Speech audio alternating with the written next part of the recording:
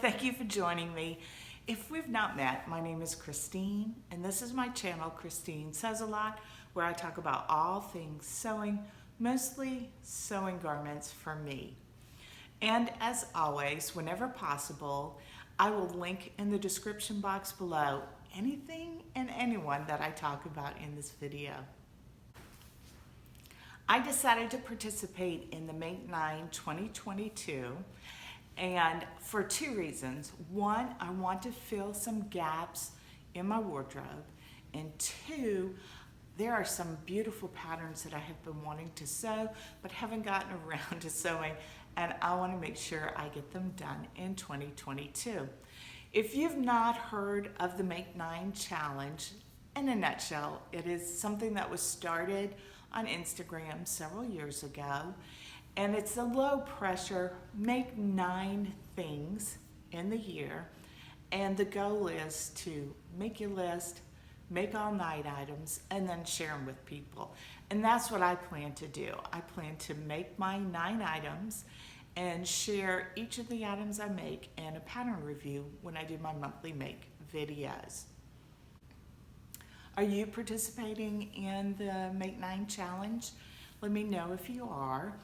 You do not have to have a YouTube channel. You don't have to have an Instagram account.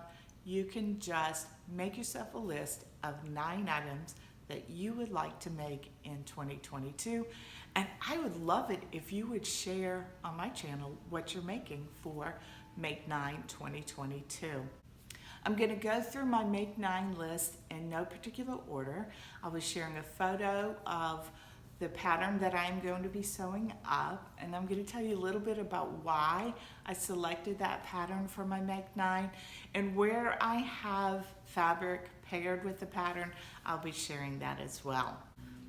First is the blouse by the Avid Seamstress. This is a beautiful blouse, and I'm looking forward to adding a couple of these to my wardrobe because I think it'll be really useful.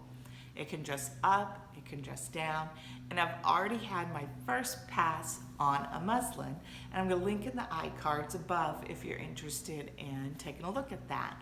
I got some really helpful guidance from y'all when I showed you the tester version, and I plan on making muslins and getting the fit right so the pattern fits my body well. That is something I'm really focusing on in 2022. So I'm going to, in the next week, adjust the pattern for the narrow shoulder adjustment, because that was definitely an issue going on. And then after that, and yes, I'm going to make one adjustment at a time, I'm going to try the broad back adjustment, because those were the 2 adjustments that y'all picked up that I might need to make in my blouse. I have some Imperial Batiste that I'm going to use for my test muslins, and then I have several beautiful rayon chalets, some in solid colors and some in print colors, that I think would make a great blouse. Since I'm really focusing on fit in 2022, I added a pattern from Ahead of the Curve to my Make 9 list. This is a book by Jenny Rushmore of Cashmere, and there are several patterns to choose from, and there are really detailed fit tips on how to make the adjustments to the pattern. I'm actually going to be digging into this as a resource as I make my muslins for my, well, all of my garments sewing, not just my Make 9 items. So I'm going to have something from her book on my list. Next on my list is the cuff top by the Assembly line. And I have seen 2 really pretty cuff tops on Kath from Made by Kath Craft on her channel, and that inspired me to want to add this top to my wardrobe. I think it would be really useful for the way I live. I definitely want to make the cuff top in some material that has a little more structure, not as slippery as this. And I have these 2 cotton lawns that I think would make a great top, and this Dobby or dotted Swiss. So these will become cuff tops. It does not get cold long here. So oddly enough, that is one of the reasons I've placed the Jarrah sweater by Nielsen on my Make 9 list. Because we do not get a lot of cold weather, I only have 2 sweaters that I wear, and they're getting pretty worn looking. So I am excited to make the Jarrah sweater. I'm gonna make it in view A, just a very simple sweatshirt. My first version, where I test the size and sleeve and those things, will be done in this French terry that I purchased from So English. And then when I get the fit right, I'm going to make it out of this absolutely luscious fleece back jersey that I got from Blackbird Fabric in their Black Friday sales. I also purchased the matching cuff, and I'm really looking forward to this. I have never felt such a luxurious feeling sweatshirting fabric. So I'm looking forward to having something nice to wear when the temperatures finally drop. I want to get this one sewn up soon because it will get cold in January, and I want to be able to get some wear out of this. I have been talking about the Davenport dress by the Friday Pattern Company for months. This was truly a love at first sight dress. It has so many interesting details around the neckline and the sleeves and the little drawstring at the waist. I've been wanting to make it. So the first version I'm gonna make in this linen blend. I got about 8 yards of this linen blend from fabric.com in a really big sale. And so I'm gonna use this as my tester because I want to test it on a similar fabric to what I would use. I think I paid less than $5 a yard, something crazy like that. And I have had great luck with the Friday Pattern Company patterns fitting me right out of the packet. I will definitely be looking to make sure that I get the fit really well, since that is all I'm about in 2022 is getting a really nice fit. But I'm not hesitating to use this linen blend on a muslin. Once I get the fit right, I want to use this cotton lawn. It's rifle paper fabric that I bought 2 yards of this to make a dress for my granddaughter and just absolutely fell in love with it. It's almost like a little gold foil. Let's see if you can see this. So there's some shimmery gold in the fabric. And just, I don't know what it was about this fabric, but it just entranced me. So I ordered a few more yards of this, and I am really excited to make myself a dress out of this fabric and to finally get that Davenport sewn up. If you've been watching my channel, you know I love a dress. They're so easy to just chuck on, and you can wear them with tights and boots or with a pair of sneakers, and you're good to go. I decided I needed another dress on my Make 9, and I chose the Romey dress by Sew House 7.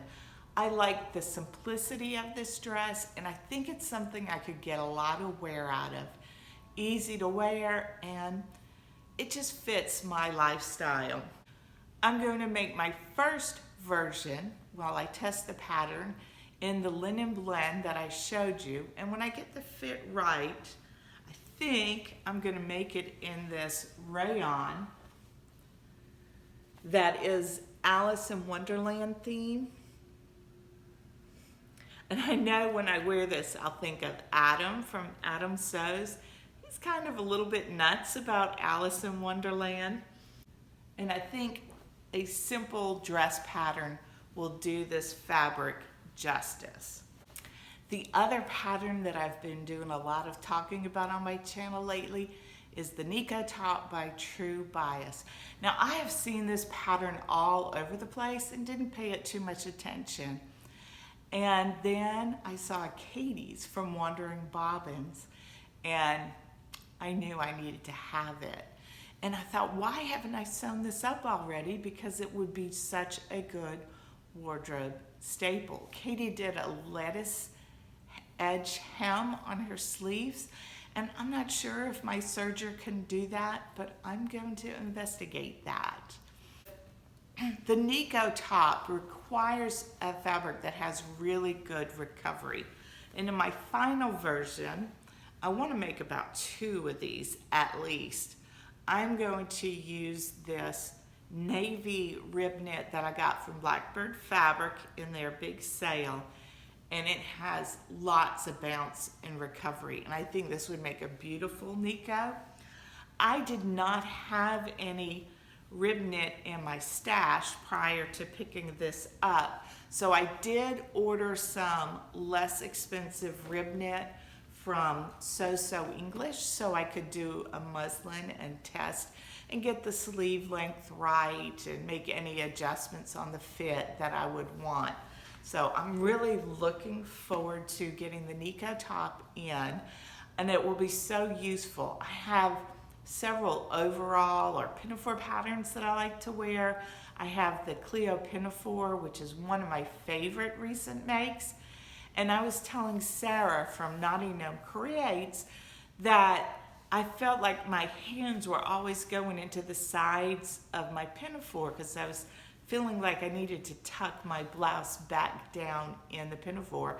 And Sarah was saying that the Nikko top would be a great top to wear under a pinafore because it fits closer to the body and it's not gonna rise up. The next item on my Make 9 list is a skirt.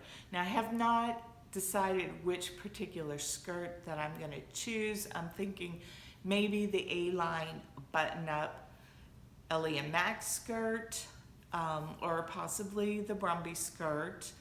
But I would love to make myself a couple of skirts in a solid fabric so that I have something that mixes and matches well. So I have this gorgeous lyocell twill, both in navy and burgundy, I think it's called, port. It's port. And I think these will make great skirts. My Make 9 list is rounded out with the Patina blouse from the Friday Pattern Company. This is another pattern that I've been having a bit of a love fest over. The collar is just something that you don't see on every blouse. I don't see it in the ready to wear. I think it's gonna make the blouse unique and special. So I have chosen a couple of fabrics for both the Patina blouse and the blouse by the Avid Seamstress that I think would work well in my wardrobe. I do have a plain green rayon, and I have a couple of pattern ones. So I'm really looking forward, I know I'm saying I'm looking forward to getting everything in my closet, but that's why it's on the list. I love everything that I'm planning to make. I think the Patina blouse is so smart looking. I really am excited to sew this. And especially, I think I'm so excited about the collar of this because I think it elevates the blouse and would be perfect for date night or doing my grocery shopping or anything. I just absolutely love this blouse. Are you a list maker? I love a list, and I don't see this Make 9 as adding pressure to me on my sewing because this list is for my benefit. So if I decide somewhere along my journey in 2022 that I'd rather sew something else than something that's on my list, I have no trouble replacing it. If life gets in the way and I don't get everything made, that's not the end of the world. I have found that if I pledge and tell people that I'm going to do something, it's a little more likely that I will do it. I plan on bringing reviews of all of these patterns when I do my monthly make roundups. And so this accountability will help me make what I want to make and make for myself, and I want to make it well. Let me know if you're planning to make any of the garments that are on my Make 9 list. And if you have already made them, do you have any tips that you'd like to share with everybody here? Thanks for joining me. If you've not already subscribed, I would love it if you would subscribe and join in the conversation below. And as always, I wish you a joyful week and that you find the good in all things, especially sewing.